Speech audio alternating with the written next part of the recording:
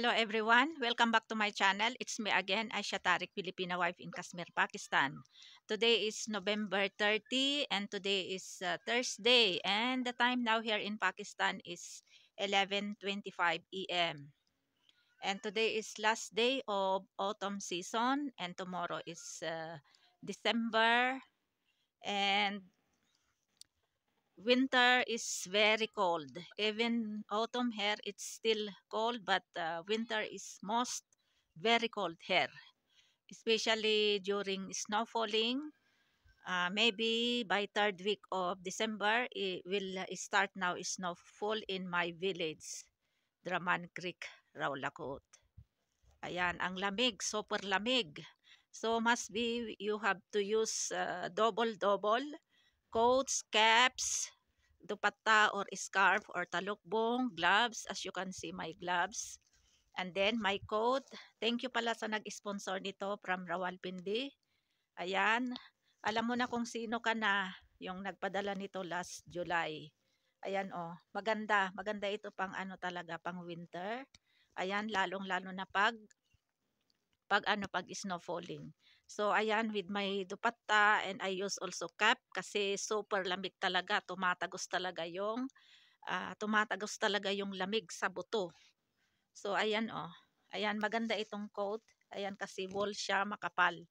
So aside from my coat, I use inside high neck yung vest, and then my kamis and this one coat. But it's still cold. I feel cold. So must be you have to double 4 pieces you have to use. But it's okay, this one, because this coat is very fat, and it's very warm. And must be you have to use gloves also, because maninigas talaga yung kamay nyo. So I'm going there down. I will get pichay and radish for my sinigang soup. Sinigang na isda. Gusto kong maghigop ng sabaw kasi super lamig dito. And yesterday, Fahad, he buy 2 kilograms of fish. So the rest I have to cook fish curry. And last night we eat also one piece for us. And then I keep also 3 pieces for my sinigang. So I'm going there down over there to get my pichay, organic pichay and radish. Yun ang ihalo ko sa aking sinabawang isda. And by the way, thank you pala sa nag-sponsor from Anonymous Family. Thank you so much. Thank you so much, Kabsat. Nakuha na ni Fahad kahapon yung pera for Fatma's transportation. Thank you so much talaga, Kabsat, at hindi ko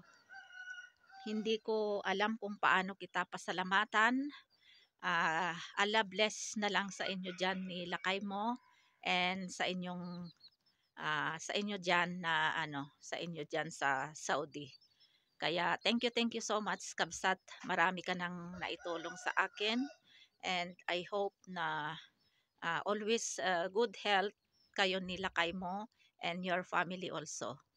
Kaya thank you so much, Kabsat, sa pinadala mo by bank, kinuha ni Fahad kahapon. So ito yung lulutuin ko ngayon. Kukuha ako ng ng pichay, dahon ng pichay, kasi merong doon, merong 3 plants. So kukunan ko yung dahon, and then kukuha din ako ng radish pala.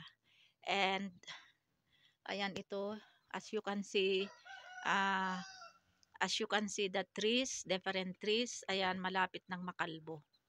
Ayan oh, because end na ng autumn. So until December ito, until tomorrow.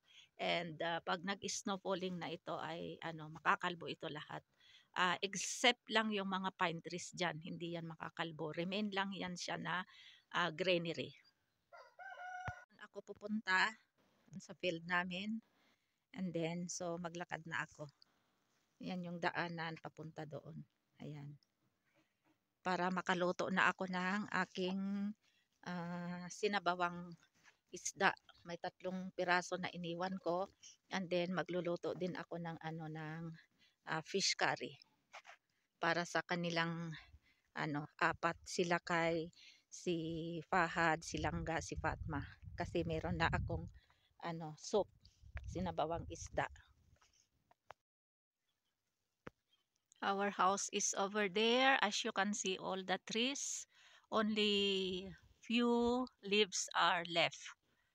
Ayan, and then over there, that is another kind of tree. And this is our cucumbers. Ayan, dry na. And this is our sponge gourd or patola. Ayan, dry na. So, may binhi na kami dito. Ayan. O, ayan, ang daming mga dahon na nahulog. Ayan. And that is, this one is walnuts tree. And this is sweda. This kind of tree is sweda. So, as you can see, all the leaves. Ayan, na kalaglagan na. Ayun, over there. Ito naman yung apple, mansanas, tree of apples. Ayan, meron pang konti na dahon. Ayun, wala na oh. Ayun, meron pang konti na natira. Ayan, mansanas. Ito. Ayan. So, bababa ako at kukuha ako ng pitsay doon. Meron kasing pitsay dito, isa, dalawa. Dalawa yung pitsay dito. So, kukunin ko yung dahon. Ayan. Ito pala yung ito yung pitsay na I think how many times I remove leaves here. Kinain ng kambing. Ayan, pero inshallah may mga seeds ito. Ayan, pinuruhan na kinain lahat yung yung leaves ng pitsay. Nagtira ako ng medyo maliliit, pero ayan, kinain ng kambing namin, but it's okay. Basta meron lang buto. So, meron doon, ayan oh, pitsay. Ayan. So, kukunin ko ito. Bismillah. Ayan.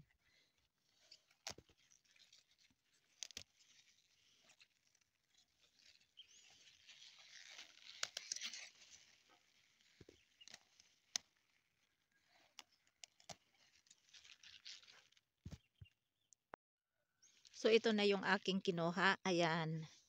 Ayan, nagtira ako ng medyo sana hindi ito kainin ng kambing. Inshallah. Marami na ito, meron doon. Kukuha pa ako sa taas. Mayroon isang plant doon na pitsay.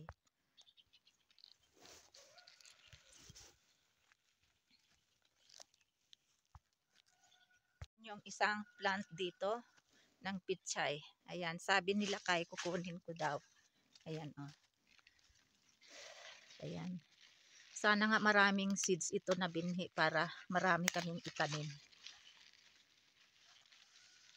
Ayan.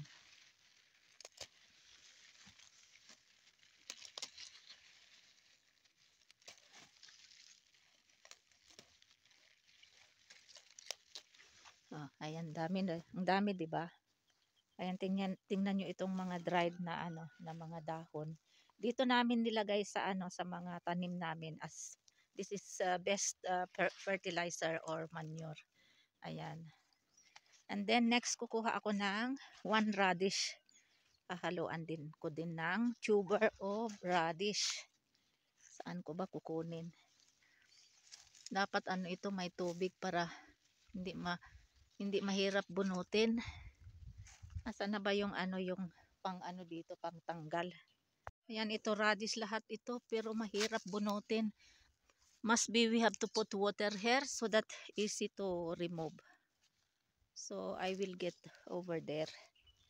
Ayan, mga radish ito lahat. Lahat may tuber. I will put water. Ayan ang laki. So ito yung kukunin ko. Ayan. Bismillah. Lagyan ko ng tubig para madaling bunutin. Ayan, ay naku. Ay, naputol. Ayan, kinuha ko. Oh, may napasama na patatas. Ayan, patatas. I use this one to remove. Kaya yan tuloy. Tinanggal ko yung gloves ko kasi madumihan yung aking gloves. Ayan. So, peach, baby peach. Ayan. Green pa yung iba. And this is a tree of apricot. Ay, ang lakas ng hangin. Grabe. Grabe. Ayun, daming ano doon. Mga dahon na nahulog na. So, aakyat na ako kasi nakakuha na ako ng ito pala yung puno ng figs.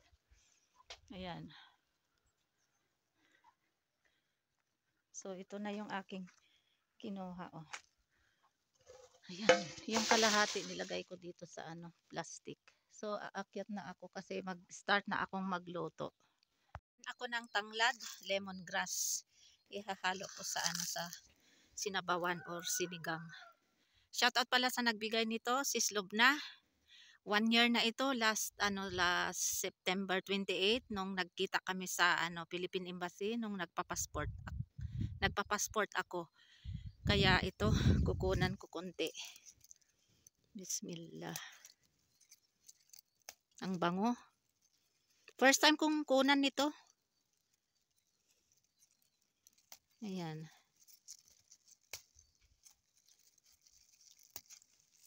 Aywan ko kung mabubuhay ito pag winter, pag snow falling. Inshallah mabubuhay ito.